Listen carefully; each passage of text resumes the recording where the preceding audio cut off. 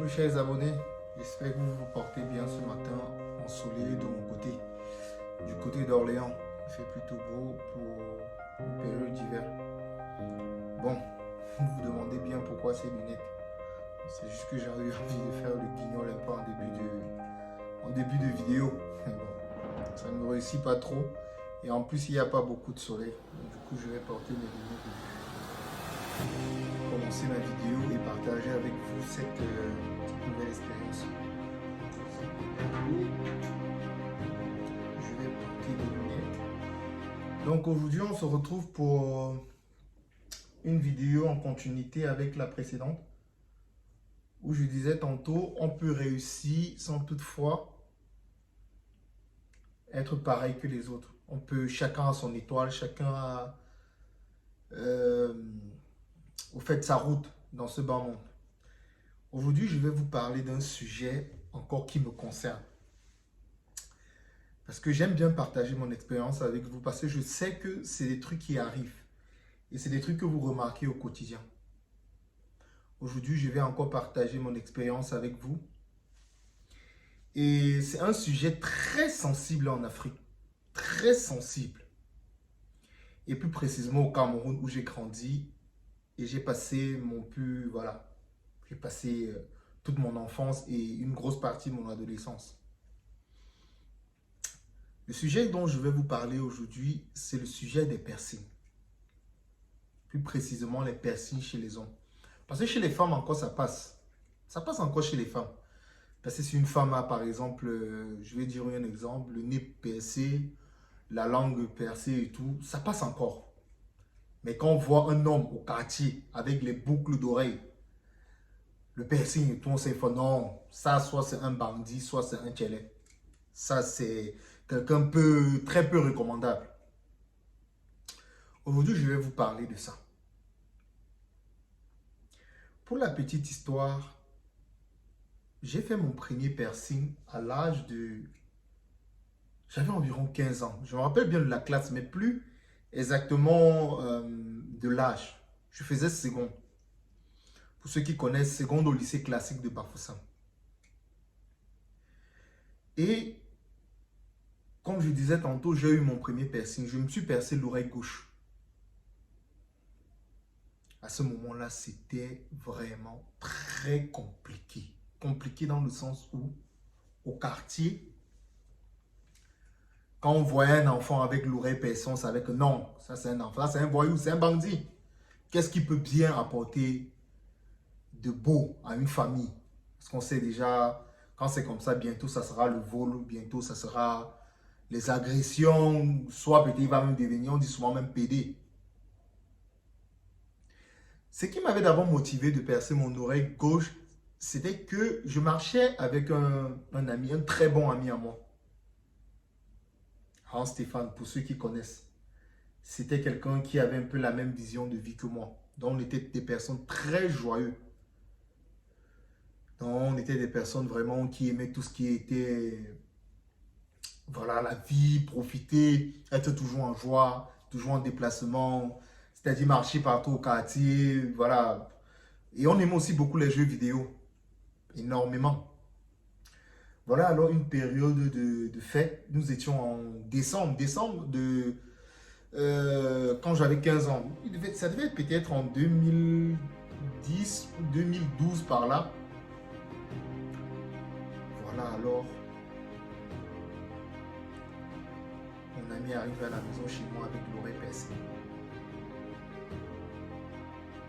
Quand je regarde le truc de prime abord, je me dis, waouh, c'est très beau. En plus, ça allait très bien. Hein. Il était très, comme on dit, très tocos. Franchement, je savais que lui, c'est un tombeur. Les femmes, parce que même déjà, voilà, on aimait bien ça, hein, draguer les femmes, même si on ne faisait rien de bon avec, mais juste de savoir qu'on est beau gosse et tout, c'était quelque chose que nous aimions tellement. Voilà, alors, mon ami, il sort, je ne sais pas trop où il va peut-être rencontrer des amis et tout, et quand il rentre le soir, comme il aimait toujours se teigner à mon portail, il m'appelait Guizo, Guizo, Guizo. Voilà, je sors alors, je vois sur son oreille gauche, une grosse boucle. Et je demande, champion, comment ça se fait que tu mets la boucle sur ton oreille? Tu sais comment le quartier est. Est-ce que les parents à la maison, c'est comment? On va t'aider. Tu as géré ça comment? Voilà, au fur et à mesure que je le regardais et tout, je voyais comment... Je trouvais ça beau, au fait. Je trouvais ça très beau.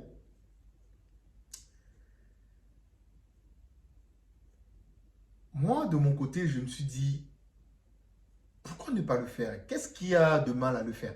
Je connais mon ami. C'est quelqu'un qui est très bien éduqué. C'est quelqu'un qui voit un avenir prometteur. Mais, c'est pas parce qu'il a l'oreille percée que cela va changer son avenir ou changer au fait, changer le cours des choses, quoi. Voilà, alors, je franchis le pas. Et vous saviez comment on a percé l'oreille à l'époque? Est-ce que vous savez même comment, dans quelles conditions l'oreille a été percée? Vous ne savez même pas. Je vais vous raconter pour que vous sachiez. Parce que j'ai toujours beaucoup de questions qui reviennent, même mes amis et tout qui me demandent pourquoi j'ai ces piercings, quand je les ai eus. Je préfère faire cette vidéo pour que voilà, tout le monde soit au courant de cela et qu'il sache exactement comment ça s'est passé pour qu'aujourd'hui, je me retrouve avec des piercings. Du coup, je reviens à la petite histoire. Mon ami, vous savez comment il a fait pour percer son oreille? Est-ce que vous savez même comment ça s'est passé? Il n'a pas percé dans un hôpital, hein? Non. Il n'est pas allé chez une sage-femme le faire, hein? Non. Je vais vous expliquer comment il a fait. Mon ami a pris un glaçon. Il l'a mis sur son oreille. Nous savons tous que le glaçon a un peu pour faculté de pouvoir anesthésier entre guillemets un peu la partie où elle est posée pour longtemps. Mon ami a déposé le glaçon sur son oreille environ 5 minutes. Et il a utilisé la boucle.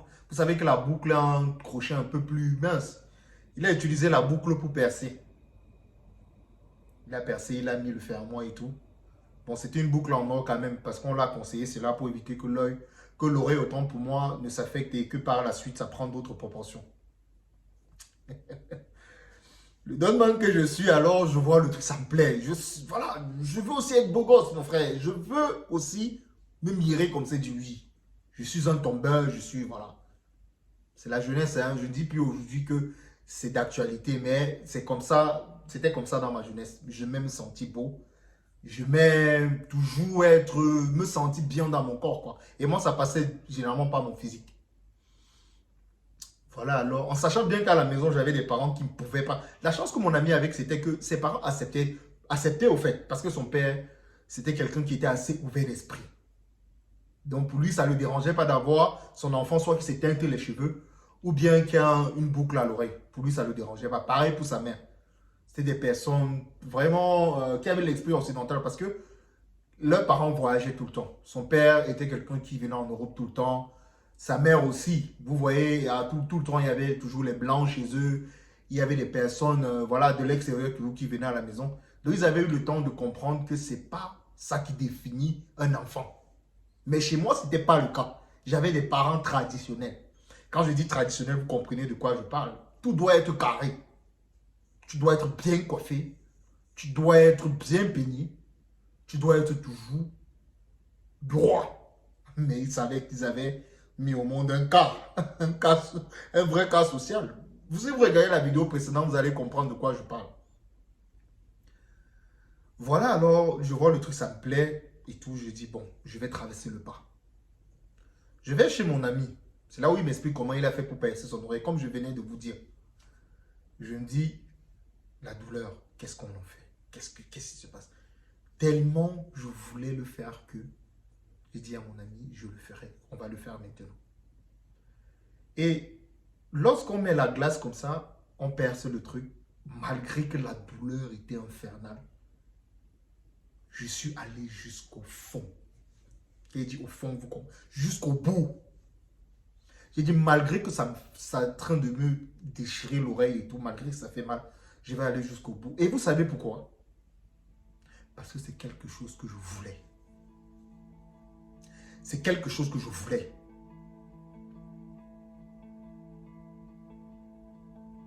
C'est quelque chose que je voulais. Pour moi. Donc sachez que dans la vie, lorsque vous avez quelque chose qui vous tient à cœur, Je ne suis pas en train de dire que je suis un exemple pour quelqu'un. Pour moi, c'est ce que je voulais. Et je savais que c'était quelque chose qui devait être bénéfique pour moi. Bénéfique dans quel sens? Je devais me sentir plus beau et bien dans ma peau. Je ne vous demande, je ne suis pas en train de vous exciter à aller vous percer les oreilles ou bien un truc de... Non. Mais faites ce que vous sentez qui est utile pour vous, pour votre propre bonheur. Faites-le. Parce que personne ne le fera à votre place. Malgré que je savais que je devais rentrer à la maison avec l'oreille percée, ma mère déjà de 1 n'allait pas accepter. Et en gros, le plus gros problème c'était mon père. Parce que mon père c'était quelqu'un qui allait au tic au tac. Tu arrives avec quelque chose. Si ce n'est pas ce qu'il attend, on ne discute pas. Tu dois faire comme il veut parce que tu es chez lui. Et moi, je le comprends bien hein, parce que d'une part, quand même, cette façon de voir, cette vision de choses m'a épargné de beaucoup de situations. Cela m'a épargné d'énormément de problèmes. Parce qu'en même temps aussi, j'écoutais ce qu'il me disait. J'étais un peu vraiment comme sur une balance. Le jour où je sens qu'il faut que je fasse ce qu'il me demande de faire, je le faisais. C'était un peu comme... C'était instinctivement que je parvenais à gérer cela. Moi, je vais revenir à cette histoire parce qu'il fallait bien que je puisse vous raconter un peu comment j'ai fait pour avoir des versets et vous passer le message que j'ai à vous passer aujourd'hui. Dans cette vie, sachez que le moment où vous avez déjà toutes les facultés nécessaires est réunies pour pouvoir prendre des décisions sur votre vie, ne laissez personne, j'ai dit bien personne, le faire à votre place. Parce que c'est plus facile pour quelqu'un de digérer un échec lorsqu'il a pris la propre décision que de digérer le même échec lorsque c'est une autre personne qui a pris la décision à votre place. Et une fois, je ne vous demande pas d'aller vous percer, mais vous savez tous en vous les décisions que vous voulez prendre, mais vous avez peur d'être jugé par les autres. À cette époque, c'était avoir les piercings, c'est-à-dire me percer l'oreille gauche. Et laissez-moi, je ne me suis même pas arrêté à là. Hein. J'ai percé le gauche, j'ai percé le droit. Et aujourd'hui même, j'ai un piercing au nez. Ça me plaît, je trouve ça beau. Et ça ne m'empêche pas d'avancer dans la vie. Ça ne m'empêche pas d'être la personne que je suis. Certes, je serai toujours critiqué ou bien vu d'une certaine façon dans un certain nombre de milieux, mais ceux qui me connaissent savent qui je suis. Et c'est ce que toi-même tu dois te dire. Tu connais ta valeur. Tu sais comment tu es. Tu sais ce que tu vaux. Ne laisse pas les autres, le regard des autres ou bien la parole des autres t'empêcher de faire ce qu'il faut que tu fasses pour ta propre vie. Aujourd'hui, je ne compte pas le nombre d'amis que j'ai carrément mis de côté parce que j'ai remarqué qu'avec eux, je ne pouvais pas avancer. Je ne compte pas le nombre de personnes ou bien le nombre de choses aujourd'hui que j'ai mis de côté parce que ça me tenait en laisse. Aujourd'hui, je suis entouré de ma famille. Je suis entouré des amis qui me poussent vers le haut. Des gens avec qui quand je m'assois, même si quand on s'assoit, on est toujours dans des discussions. Vous voyez un peu ce que je veux dire? Et tout ceci va toujours des choix que nous faisons. Et ces choix-là se ramènent aux choix que j'avais fait quand j'étais plus petit de me percer l'oreille. Une fois de plus, je ne vous excite pas. Je n'incite pas une population à le faire ou n'importe qui. Ça, c'était mon choix, c'était mon moment-là. C'est à ce moment que j'ai compris que j'avais la main mise sur ma vie. Et je vous parle comme ça peut-être que j'avais 15 ans, hein, vivant encore chez mon père. Laissez-moi vous dire, et que c'est lui qui subvenait à tous mes besoins. Mais il y a des décisions que je prenais. Malgré que je savais que je ne devais pas être d'accord avec lui, mais je le faisais. Prenez vos décisions. Certes, vous allez vous brûler, certes, vous allez vous casser la gueule et tout. Mais c'est plus facile pour une personne d'accepter un problème qui survient quand lui-même il sait que c'est lui la cause du problème. Que de savoir que tu restes comme ça, on décide pour toi et que demain c'est toi qui dois gérer le retour là. Je ne suis pas d'accord. Je ne suis pas du tout d'accord.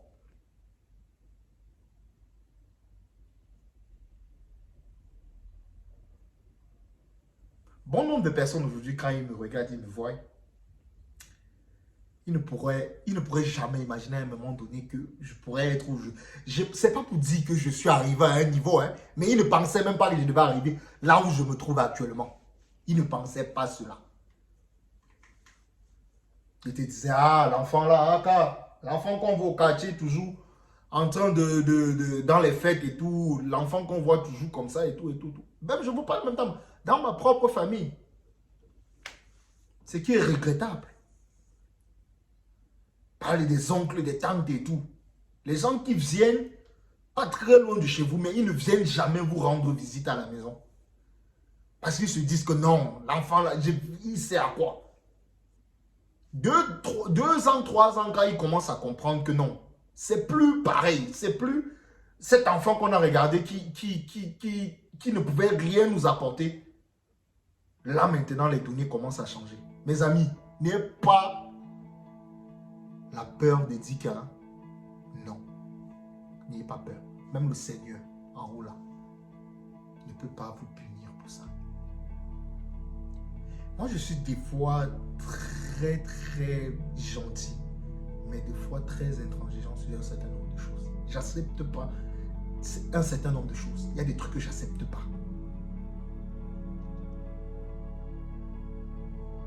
Vivez pour vous-même. Parce que le jour où vous allez mourir, on ne vous demandera pas qui a pris les décisions pour vous. Mais nous savons tous quelle question va être posée. Pourquoi avez-vous pris ces décisions? Et à ce moment-là, si les décisions que vous avez prises étaient les bonnes, tant mieux. Si c'était des mauvaises décisions, ça sera plus facile pour moi à assumer. Mais ne laissez personne décider pour vous. Au grand jamais personne. Bon, j'ai été trop sérieux là. Je sais que vous n'aimez pas des personnes trop sérieuses. Hein. Je sais que c'est pas quelque chose qui vous affectionne. On va terminer cette vidéo un peu en mode rigolo là. Je remets mes lunettes de... C'est des sous ici qui de Wamakoul. Voilà, c'est Wamakoul au stade au sport. Pour clôturer ma vidéo. Donc on est là dans le Benz. Et les gars, on fonctionne. Donc du coup, nous sommes au terme de cette vidéo. Je tenais une fois de plus à dire merci à ceux vraiment qui prennent la peine à partager, les vidéos autour d'eux pour que ça puisse sensibiliser un certain nombre de personnes. Je dis encore merci à ceux aussi qui mettent un petit pouce, qui s'abonnent et qui activent la cloche de notification. Vraiment merci beaucoup, ça me donne la force de pouvoir continuer. Ma première vidéo a quand même, ça a été, voilà, pour un début ça a été un succès pour moi. Et je vous dis en plus, c'est vrai que derrière, il y a des trucs qui peuvent arriver, vous voyez. Mais premièrement, c'est pour vous partager un peu ma petite expérience. Et je sais au moins que ça va réduire un peu le nombre de questions que j'aurai à l'avenir quand je vais rencontrer des personnes ou bien quand je vais échanger avec de nouvelles personnes qui ne me connaissent pas. Donc, ce fut vraiment un moment très agréable que j'ai passé avec vous. Je vous souhaite de passer une excellente journée pour ceux qui sont encore dans la tranche horaire de la journée. Et une très bonne soirée pour ceux qui sont déjà posés tranquilles, je ne sais pas, à la maison, dans un snack, en train de partager un peu, je ne sais pas du tout. Bon, en tout cas, on reste ensemble, on reste connectés, comme d'habitude. Big up à vous, on est ensemble, comme je dis toujours.